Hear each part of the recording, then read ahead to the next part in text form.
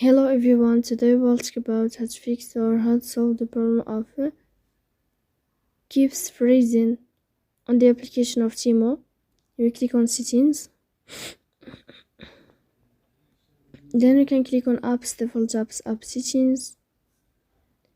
On above you can search about Temu app and you will enter. Then you can click on first stop and you can click OK. After that you will enter to the window of storage. Here you can click clear cache. In the end you can turn off your phone and you can wait a moment to turn on your phone again. So please don't forget to support us by liking and subscribe.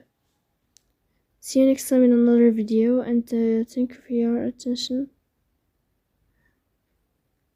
See you next time.